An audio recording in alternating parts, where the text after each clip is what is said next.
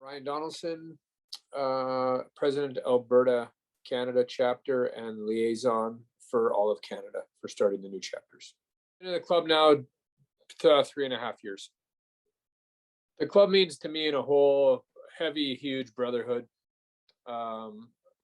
Just a whole bunch of enthusiasts that enjoy Cadillacs as a whole. I've been part of many clubs in my day, and the brotherhood thing is huge for me. Friendships. I've got friends in this club that, are closer friends to me than people I've known for probably 10 or 15 years. Mm-hmm. Okay. Have you always liked Cadillacs? Yep. Ever since I was a kid. Yeah, I would say since I was a kid, and then I never thought I could afford one, and then always wanted the vintage one, and then they're tougher to find in Canada, obviously, than they are in California. But yeah, they were, what do you call it? I would say I've been in them since I was a kid, and then now owning 3 of them, I think my dreams have came true. Yeah, how would I write it? How would I put it? I would say we ended up getting our cars into the Cadillac dealership in the Wolf Cadillac in Edmonton here, which is our Canada dealership. We had all our vintage cars in there for a photo shoot inside the dealership, so it made it look like it was 1960 all over again. So most people, if any, in the club, I don't think have had that opportunity. So it got us some pretty worldwide publicity that had happened, because Cadillac's pretty tight with the rulings and what they're allowed for their dealerships. So yeah, we had that, and then I think moment wise, like, it was just me and my buddy Trent, who thought maybe we could get this thing going, and never in a million years did we think we'd have 12 guys in the chapter, let alone people reaching out to me and for British Columbia or Nova Scotia, or we got members in Saskatchewan now, Winnipeg, so a couple more provinces, and I pretty well went right across the board. So yeah, it's amazing how many people know about the Kings, and then once they find out one is here, like they have a chapter in Edmonton or even in Canada or Alberta, yeah, everybody wants in, or they're super stoked. And they said they've been following California guys for years, stuff like that. I reached out to Wolf just through Instagram. They used to be downtown as Edmonton Motors. They what do you call it? I opened up a Cadillac only dealership, named it Wolf after the last name of the people that own the dealership. So I just reached out to them on Instagram and said, hey, you guys should think about having a car show. I got some cool vintage Cadillacs in my club, and we'd bring them down and be a good time. And they reached out saying, yeah, it sounds like a great idea. And then I ended up becoming the liaison, kind of the go-to guy for getting it all set up through Alberta and through Edmonton, and getting all the guys there that needed to come. But yeah, and then from then on, like, we do events with them 2-3 times a year. I mean, weather permitting, obviously, because we got 7 months of winter here. 59 Coupe de Ville. I do have a 59 4-door flat top, which is pretty rare right now. It needs restoration, but I did buy it. So in Canada, that's probably the closest you're going to get to it. Yeah. To be honest, but yeah, 59 Coupe de Ville with the big fins, I think, is everybody's bread and butter if you can afford the price tag and be lucky enough to find one. Cadillac would be probably back in like when I was younger, it seemed like only royalty drove them, right? I came middle class family, we didn't have major money, but we weren't poor, but my parents never owned Cadillacs, right? And I just like the vision of, doesn't matter how cool or custom your Caddy is, stock or custom, when you're going down the road, everybody knows it's a Cadillac.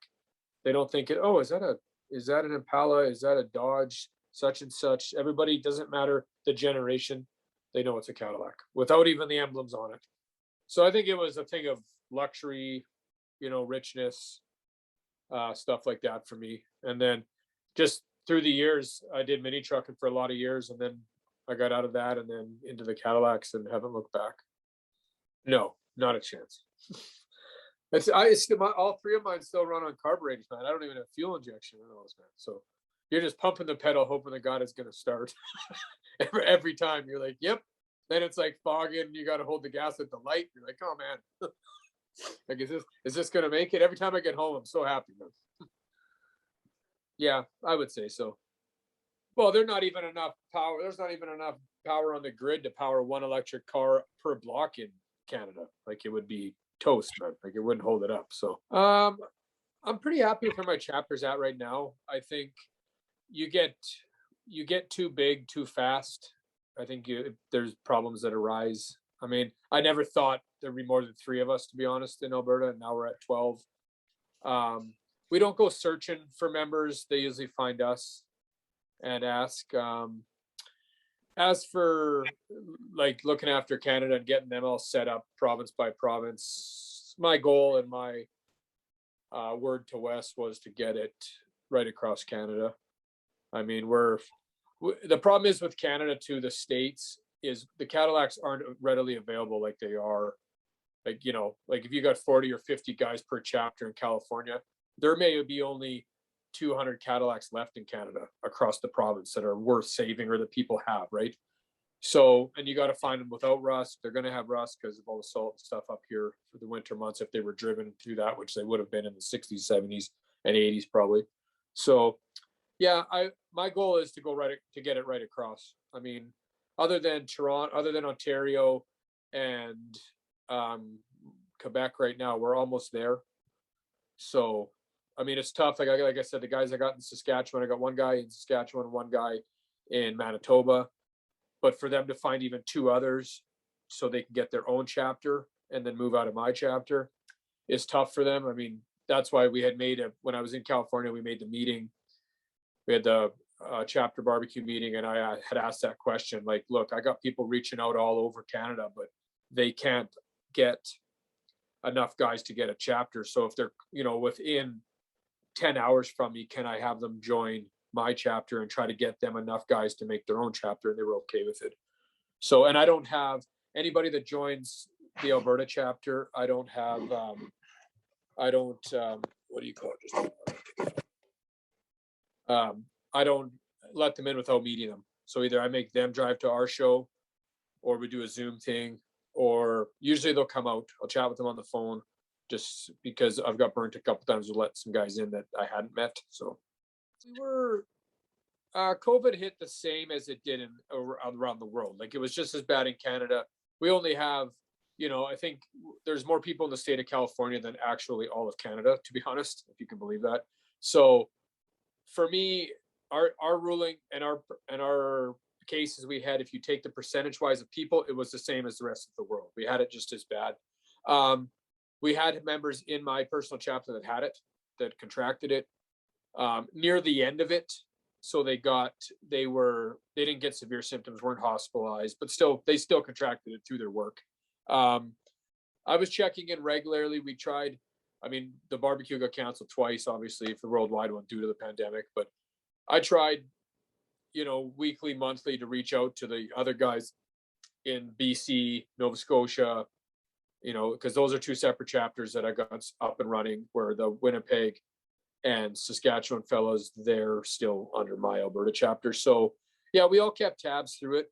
We tried, like we all have a WhatsApp chat that we deal with. So I have one just for the Canada presidents, and then I have one for just my chapter in general. So we were always on there checking up on things. And there were some guys that got it that didn't tell everybody they got it, because I didn't, you know, it's kind of your personal business. I mean, there were some people in the club that had got it that I didn't know had it. And I mean, if they don't want to tell everybody that's their business, in my opinion. I mean, but yeah, it was a bit of stress for me because I wanted, you know, you try to be the big brother, or you try to be the father figure of it all and make sure everyone's okay.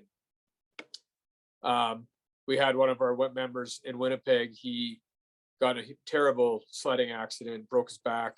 His buddy broke his jaw. This was during COVID. I didn't know if, you know, how they were financially. So we all got together as a club, sent a bunch of money down to him, because I didn't know if he was going to be able to work during COVID. If you know, so yeah, our guys are pretty tight there, even though we're a province over either way, let's say. Yeah, we're all a brotherhood here. And I was very proud of my guys that stuck, or that, you know, came up to the plate and got money. And, you know, even if it was $50, you know, and it wasn't on who did what, on who donated what, it was the chapter gave you this. Right. And I don't care if you could only afford 50 and another member gave 500. Awesome. But that would be my COVID answer to that because it happened during COVID and we were worried about them. And actually, the guy that broke his back actually contracted COVID as well through it. He's got 2 young daughters at home. He's a truck driver, so he had to go stateside all the time. Not saying he got it over there, but he ended up having to stay at home or in a hotel for 2 weeks, quarantine away from his family and stuff. So yeah, I would say COVID hit Canada and our Cadillac guys fairly good, to be honest with you. When you actually, I never really thought about it until you made me talk about it. And yeah, for sure. Yeah, I think everybody reached out. My phone's full of people, presidents, vice presidents through the chat, like through worldwide. You know, I talk to them weekly, some monthly, some just if there people want to buy certain club items. But I think as a whole, the club did very well through COVID. You know, I think if people, I don't think people announced it that they had it. We did have members that still have it now. There's some guys in Florida that have it are sick. We've had a couple potential people that wanted a chapter in Mississippi were sick. Yeah, I know that. Yeah. Yeah, so I think all in all, everybody banded together fairly well, and I think nothing was viewed on the club pages related stuff about people's opinions on it because there's still people think it's fake. There's still people that think it's out of hand. You know, it's either left side, right side almost, or nobody really in the middle.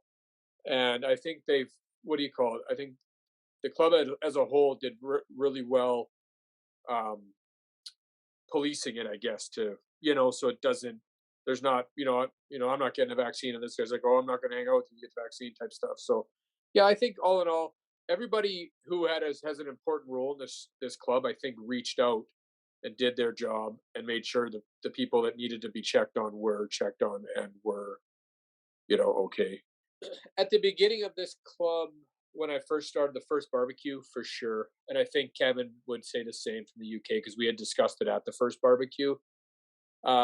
At the time, the club wasn't well at not accepting, but realizing that you had traveled to be at the barbecues. Like the first barbecue, if I wouldn't have known Tim from previous car clubs and been friends with him for years, I felt the first barbecue, we could have walked the barbecue with my Alberta, Canada shirt on and left, and nobody would have said anything to us now, or to us at that point, sorry. So I think now a way different story where I'm at, and I've just, I've done my own stuff in Canada, whether it's making the hats or we're making slap stickers or whatever to get Alberta out there or me out there or,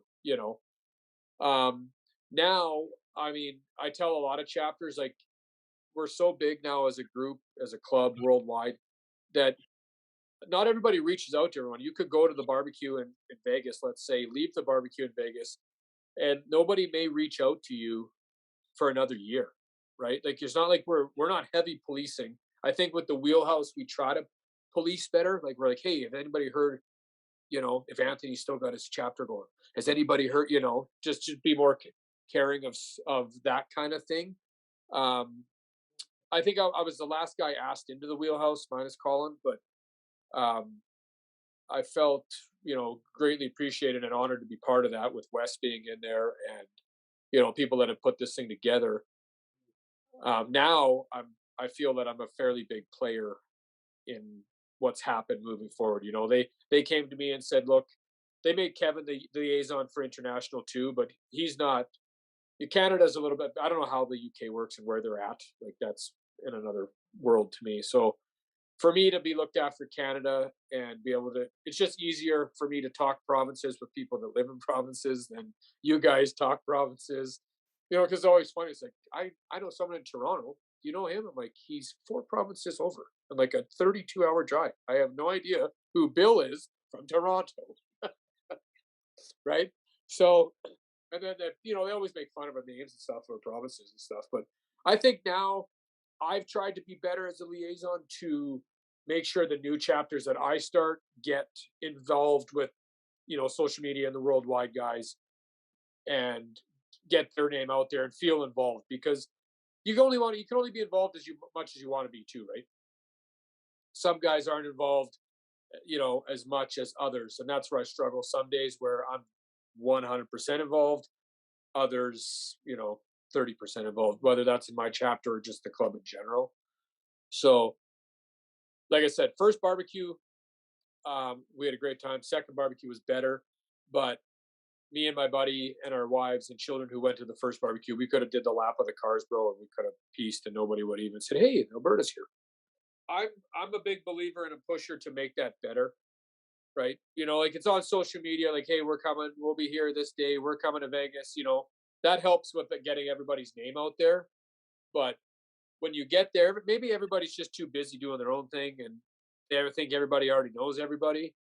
But the second bar, I've only been to two barbecues because the third and fourth one obviously got canceled for COVID. So um, they're a good time, but you have to go out of your way to introduce yourself. I learned, and that's me not so much now because of who I am now. As my position in the club. Good question. Um, I'm a believer. So when I got in this club, we only allowed two chapters a year. That's all they allowed in new. So um, we had a chapter in Toronto actually that folded. So I got lucky and ended up getting voted in and just took kind of their place. Otherwise, I would have had to wait the 2 years. And with Tim knowing me for 15 or so years, he pushed up my application. But there was people willing to wait a year because they thought, and still probably think, Cadillac Kings is the be all end all. Um, I I think I don't want to shy people away, in my opinion, but I also feel I don't want to get to a point where we're a Carl's Jr. franchise and we're just handing out here, because that's when I think you've lost all power and notice of what's going on in your club, right? Because they're like me and you talking right now. There are people in this club that have no idea this documentary being filmed. 100%. That's what I think. And I think maybe like I'll raise my hand. It's true. It's true. right. Like I've had many, many one-on-one conversations with Wes. He's a mentor to me. He's a friend. He's given me the authority and the power to get Canada where it needs to be, and I'm forever grateful for that.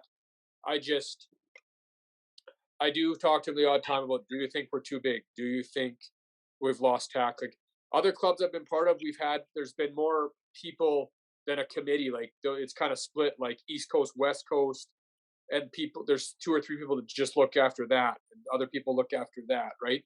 That way you kind of have an idea. Like I'll bring up something in the wheelhouse and be like, "Do we still have a chapter in Spokane?" And they're like, "Do we have a chapter in Spokane?" You're like, "Yeah, we have a chapter in Spokane." But if they're not on social media, you don't exist in the world, right? That's Yeah. the new world, Yeah. right? Yeah. So, and I think that's where Kevin in the UK he struggles a lot because they didn't get Instagram here until recently. I don't have Facebook. My wife runs. She's on the worldwide page for me on her Facebook and just tells me whichever. That's where the wheelhouse is coming handy for me because I can keep on the ins and ins of what's going on. But Kevin's biggest concern being in the UK, he felt totally isolated. But I'm not saying we're not any more isolated, but you also got to put in, Anthony, what you want to get out of it, too, right? So if you don't know how to use Instagram, but all the clubs using Instagram, you got to figure it out.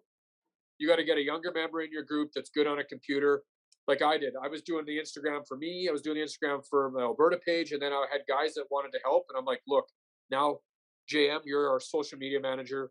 You don't need to ask me nothing. Just post pictures. Yeah.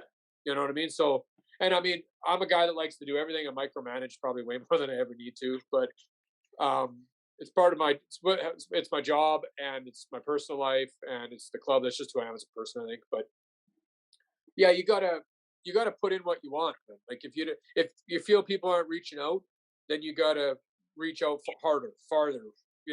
Figure out another different way. Is my thought on that. Like you can't complain unless you've done everything about it. And Wes was very good at talking to me a couple weeks ago, saying like, because I had trouble getting 10 members to go to a show, 10 members to go for coffee, 10 members to go for a cruise, and I'm like, look, maybe I'll just get out of the president's thing for a while and let someone else run it. And he's like, you just got to be happy if you put out the thing and 3 people go, focus on those 3. Next time you get 5, he goes, not everyone is as invested as you. Yeah, I do. Yeah, the club may not like that. I'm not sure Wes wants that answer either, but I think in the last 2 years, Anthony, we've grown way too fast. And some of the newer chapters, we have problems with them already on certain things that aren't being followed. And I think if you got a better feel for people, maybe at not a longer petition time, but yeah, I think because where does it end? Do you go to 100 chapters? Do you go to 200? Do you go to then it's like, does these guys even exist anymore? Like, we can't even get an updated chapter head list half the time because people can't give a guy in so and so can't give a phone number for so and so, right? Like, I would go. I would think we're playing a smidge of catch up, and then we're right where we need to be. I would say. I think we're all trying to navigate the unknown waters of the new world now to an extent. So yeah, I think I don't know. I'm not saying we got too big too fast. I'm just thinking we're trying to make sure it's fit for everybody type thing. You know what I mean? Like, we're trying to make sure everybody knows where they're at and where they should be at or where they need to get to type thing is what is my thoughts on that. Like We rules. we struggle with that. We struggle with that. I think weekly, monthly in this club. You know, like some people are happy with certain things, others aren't. That's the thing when you get so big. I think there was only 25 chapters when I got in, and 22 of them were in California. You're in France, you're in UK. I think we got one in Sweden. I think, you know, Yeah, even for me, yeah, I don't totally know, yeah, right? Like, I'm so focused on my own stuff here, and I want everybody to be able to be a part of this club. Don't get me wrong, but like you said, 40 enough, 100 enough, right? And then that's just more and more people that have an opinion or that are going to not always agree or disagree or I mean, and it's fine if the people that started this club think that that's where we need to be, that's okay. But there's a lot of things that we agree on in the wheelhouse that's maybe that the rest won't agree on in the world. But I think and Cadillacs are a hot commodity right now, right? The last 5 years, maybe the Cadillac will die out and the Lincolns will be back and all that stuff, and Suicide Kings and Suicide Slabs, those guys, they'll be the be all end alls of the car club because everyone will want a Lincoln club, right? That's just only two Lincoln clubs I know. But yeah, you know what I mean? yeah, Maybe that'll be the new rage. I mean, it's just, and I think most people we get to, like, I get a lot of stuff from people, they've just seen it through social media. But I don't get a lot of people going, "Oh, I've seen your car driving around town," yeah, right? So, and I mean, there's not a lot of Cadillac only clubs, which I think is the big, because you just don't have a Cadillac because you thought it was a good deal from the neighbor. You have it because you either have a memory of a Cadillac, or you want to be a part of people that have Cadillacs. We have a member that we just got that's petitioning for us right now. He'll become a full member this weekend, actually, at the show. He was part of another big worldwide car club. Ended up leaving that club to petition for Cadillac Kings because he's such a Cadillac guy. They had mini trucks, everything else in that club, but he's like, I love Cadillacs. They drive Cadillacs as dailies. They drive them as customs. He's like, I just want to be part of a club that just is solid Cadillacs. yeah. So, it's definitely a lifestyle. And I think once you're in it, you don't ever leave it. Okay. May 24th. I'm going to say May 15th. Cars come out. Cars go away September 15th. Well, we can have snow. And when we get snow, it's here for the year. It's not like a quick skiff like they may get somewhere else. So we try to fill them and do as much as we can from, I guess, our season usually starts in like the barbecue used to be like our kickoff in April, the worldwide barbecue. And then we'd come back. Usually by the end of April, the snow is totally gone. Depends when they clear the roads, all the rocks and all that shit. But yeah, so we film enough stuff to try to pitch out and use it through the winter months, or we'll just send a picture of our cars covered in snow. Yeah. Because, like you talk to people, I mean, even yourself that hasn't lived in it, maybe it's a different lifestyle, man. Like you're pretty well locked in your house for 7 months. Yeah. So for us, I mean, we still have monthly meetings. We usually have a Christmas dinner, obviously just due to COVID. That didn't happen last year, but so we try to keep busy that way, whether we all go out and do something as a club without our cars. Even like I said, even to get together just for coffee on Sundays or go to the bar and have a couple beers. But yeah, it's a tough go here. And I mean, most people, I mean, I didn't realize either that people in Vegas don't drive their caddies Yeah. from July and August, September because it's too fucking hot. where it's almost reverse of us. But even in California, right? Because I'm like even when you talk to Wes and all them, they're like, I couldn't imagine putting your car away for that long. It's like I've lived here my whole life. This is all I know, right? So, and that doesn't with the May to September, that doesn't include rain days, man. So if it rains 3 or 4 fucking days, or 2 weekends out of the year, like we only get about 12 weekends a year. So if it rains for 3 of those, now you're down to 9, Yeah. right? How many of those questions have been answered? Um, I didn't. It's funny this come at a good time because I had a real good heart to heart with Wes about a month ago, maybe now. I wasn't going to quit, more or less just let somebody else try to take over because I don't think a lot of people appreciate in my Canada group what it takes to keep this going. I work 60 hours a week. I have a wife, I have a 5-year-old daughter, I have a dog. I have a busy life, yet I still do all this. It's like what you're doing right now. The pay's fantastic, right? So, and that's because I'm committed and I'm that type of a person. Like I said, others are not. Have I thought of quitting the club? No. Have I thought of stepping down? Maybe not as a liaison, but as a chapter president. Yes, for sure. I'm not going to sugarcoat. I'm not going to lie about it.